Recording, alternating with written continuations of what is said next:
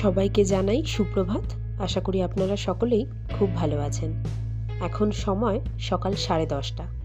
মোটামুটি ওই সকাল 7:30 থেকে 7:45টার মধ্যে শুরু হয়ে যায় আমার প্রতিদিনের কর্মব্যস্ততার দিন। সকালে উঠে আমার প্রথম কাজ হচ্ছে হাজব্যান্ডের জন্য খাবার বানানো। সকালে উঠে কি খাবার বানাবো সেটা আগের দিন রাতেই ঠিক করে রাখি, আর সেই মতো রাতেই সমস্ত কিছু জোগাড় করে রাখি।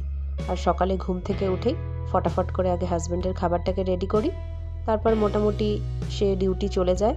আর তারপরে শুরু হয় ছেলের সমস্ত কাজ। ছেলেকে সকালে উঠে ব্রাশ করানো, তাকে ফ্রেশ করা, তার খাবার বানিয়ে তাকে খাবার খাওয়ানো। তারপরে সময়টা থাকে আমার ছেলের সমস্ত কিছু হয়ে যায়। আর তারপরে শেষে সময়টা যেটা বাঁচে সেটা হচ্ছে আমার জন্য। তার মধ্যে ঘরের সমস্ত কিছু বাসি কাজবাজ রয়েছে, সেই সমস্তগুলো গুছিয়ে এই সবেমাত্র কিচেনে এলাম। আর এসে নিজের জন্য একটুখানি পরোটা বানিয়ে নিচ্ছি। একটু পেঁয়াজ, কাঁচা লঙ্কা, ধনেপাতা আর একটু কালো জিরা দিয়েছি। তো একদম সিম্পল একটা পরোটা, আর এটা কিন্তু পুরোটাই আটার। দেখতে দেখুন ভীষণ কিন্তু সুন্দর লাগছে।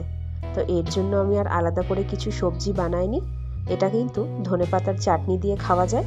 তবে এই সকালবেলাতে সেই সব দিয়ে আর পরোটা খেতে আমার একদমই ইচ্ছে করছে না, তাই জন্য বানিয়ে নিচ্ছি 1 কাপ চা।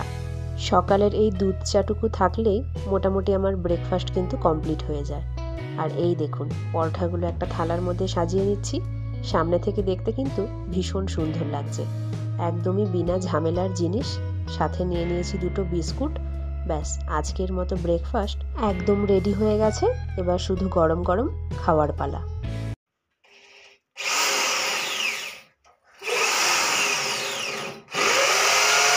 ভিডিওটা যেই দিনটা ছিল বৃহস্পতিবার, আর ঠিক তার 2 দিন আগে মানে ওই মকর সংক্রান্তির দিন বিকেলবেলাতে ঘরে একটা ঠাকুরের সিংহাসন এসছে। অনলাইন থেকে অর্ডার করেছিলাম, সেটা মোটামুটি দেরি করতে করতে মকর সংক্রান্তির দিন শেষে ঘরে এসে পৌঁছেছে। তো 2 দিন ঘরে ছিল সিংহাসনটা, কোথায় লাগাবো সেটা ঠিক করতে পারছিলাম না। তো আজকে বৃহস্পতিবার যেহেতু, সেই জন্য শ্রীহানের বাবাকে বললাম আজকের দিনে সিংহাসনটাকে দেওয়ালে সেট করে দাও। বৃহস্পতিবার তো, আজকে এই সিংহাসনটা পেতে আসনে একটু পুজো দিয়ে দেব। তো ওর বাবা মাঝে একবার এসে সিংহাসনটাকে দেওয়ালে সেট করে দিয়ে গেল। আর আমি এখন যাচ্ছি একটু ব্যালকনিতে। আমরা যখন পুনে থেকে ফিরছিলাম, ওখানে ওপরতলায় আমাদের যে দিদি থাকতো, সেই দিদি আমাদেরকে একটা গিফট করেছিল। তো এইটা হচ্ছে সেই গিফটটা। তো এখানে যখন দেওয়ালে এসে ঝুলিয়েছি, এখানে তো জানেনই ভীষণ রকম বৃষ্টিও হয়, আর সাথে এত পরিমাণে ঠান্ডা, ঘরে জানলাগুলোও কীরকম জল শোক করে। তাই জন্য এটা দেওয়ালে টানানো ছিল, তো পেছনটাতে না কেমন যেন একটা শ্যাওলা শ্যাওলা মতো হয়ে গেছিল। তো আজকে সকালবেলায় রোদটা ভীষণ সুন্দর ওঠাতে এটাকে মুছে রোদে দিয়েছিলাম। তো এখন রোদটা পাওয়াতে জিনিসটা দেখছি বেশ সুন্দর হয়েছে। এই দেখুন, এই পেছনের দিকটাতে না প্রত্যেকটা পার্ট যেগুলো করা আছে, প্রত্যেকটা পার্টেই যেন কেমন একটা শ্যাওলা মতো হয়ে গেছিলো। তো তাই জন্য ঠিক করলাম এটাকে আর খালিভাবে দেওয়ালে রাখা যাবে না, পেছনে কিছু একটা রেখে তার উপরে রাখতে হবে, নয়তো সেই আবার একই রকমভাবে শ্যাওলা হয়ে হয়ে জিনিসটাই নষ্ট হয়ে যাবে। তো তাই জন্য পেছনে একটা ক্যালেন্ডার রেখে দিয়েছি, আর তার উপরে এটাকে রেখেছি। ঠাকুরের সিংহাসনে এই যে পুজোটা দিয়ে উঠলাম, এইরকমভাবে ঠাকুরগুলোকে পেতেছি।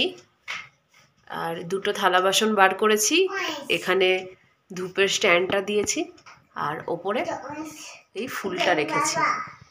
আর নিচের এই যে তাকটাতে ঠাকুরের প্রসাদ, ধূপ, দেশলাই। এই হলো আমার ঠাকুরের সিংহাসন। ছেলের হাত থেকে সিংহাসনটাকে বাঁচাতে এই দিকের দেওয়ালটাতেই ফাইনালি লাগিয়ে নিয়েছি। ঘড়িতে এখন সময় দুপুর 12:30।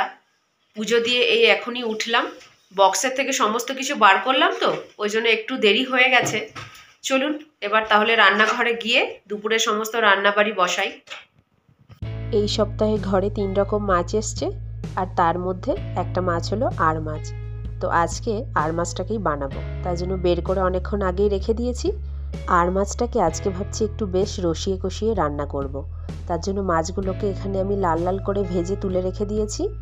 আর নিয়ে নিয়েছি একটা বড় সাইজের পেঁয়াজ, সেটাকে আমি গ্রেট করে রেখে দিয়েছি। আর এখানে টমেটো, আদা, রসুন, কাঁচা লঙ্কার একটা পেস্ট বানিয়ে নিয়েছি। আর এইখানে আলুগুলোকে নুন হলুদ দিয়ে বেশ লাল লাল করে একটু ভেজে নেব। আলুগুলোকে একটু মোটা মোটা করেই তাই জন্য কেটে নিয়েছি। আর মাছটা এমনই একটা মাছ, একটু বেশ রসিয়ে কষিয়ে রান্না না করলে ঠিক যেন পোষায় না। তো এখানে কড়াইতে আমি বেশ খানিকটা সর্ষের তেল দিয়ে তার মধ্যে শুকনো লঙ্কা, গোটা জিরে আর একটা তেজপাতা ফোড়নে দিয়ে তারপরে গ্রেট করে রাখা পেঁয়াজটাকে দিয়ে হালকা বাদামি মতো ভেজে নিয়ে যেই মিক্সিতে পেস্ট বানিয়ে রেখেছিলাম সেটাকে দিয়ে ভালো মতো করে কষিয়ে নিয়েছি। আর আমাদের রান্নাতে প্রতিদিনের ব্যবহার করা যে সমস্ত গুঁড়ো মশলাগুলো থাকে সেগুলোকেই সামান্য পরিমাণে দিয়ে দিয়েছি। আর শুধু কালারের জন্য দিয়েছি আমি একটু কাশ্মীরি লঙ্কার গুঁড়ো। আর আলুগুলো তো আগেই বেশ লাল লাল করে ভেজে রেখে দিয়েছিলাম, তো আলুগুলো সেখানেই মোটামুটি সেদ্ধ হয়ে গেছিলো। আর এখন শুধু মশলার সাথে একটু দিয়ে ভালো করে মিশিয়ে নিয়েছি। তেলটাও কিন্তু বেশ হালকা হালকা ছেড়ে এসছে। আর এই সময় ঝোলের জন্য আমি দিয়ে দিয়েছি গরম জল। যে কোনো রান্নার ক্ষেত্রেই, বিশেষ করে কিন্তু এই মাছ মাংস ডিম বলুন, এই সমস্ত রান্নাগুলোতে ঝোলের জলটা হিসেবে আমি কিন্তু গরম জলটাই ব্যবহার করি। এতে কিন্তু রান্নার স্বাদটা বেশ ভালো হয়। এবার ঝোল আর আলুটা ঢাকা দিয়ে বেশ খানিকক্ষণ ফুটিয়ে নেব। মোটামুটি আমি ওই 5 মিনিট মতো ঢেকে রেখেছিলাম। আর ঝোলটা কিন্তু এই সময় বেশ ফুটে উঠেছে। যেহেতু গরম জল দিয়েছিলাম যার জন্য জালটা আরও তাড়াতাড়ি উঠে গেছে। আর আলুগুলোও দেখছি এই সময় বেশ সেদ্ধ হয়ে উঠেছে। তো আমি ভেজে রাখা মাছগুলোকে এবার এক এক করে ঝোলের মধ্যে ফেলে দিচ্ছি। আর মাছ যেহেতু খুব নরম মাছ, তাই জন্য না খুব আগে থেকে একে আর ফোটানোর দরকার নেই। মাছগুলোকে দিয়ে মোটামুটি আমি 2-3 মিনিট মতো ফুটিয়ে নিয়েছিলাম। আর এবার ঢাকাটা তুলে দিয়ে দিচ্ছি একটু সানরাইজের শাহি গরম মশলা। এটা কিন্তু আমার ভীষণ প্রিয় একটা মশলা।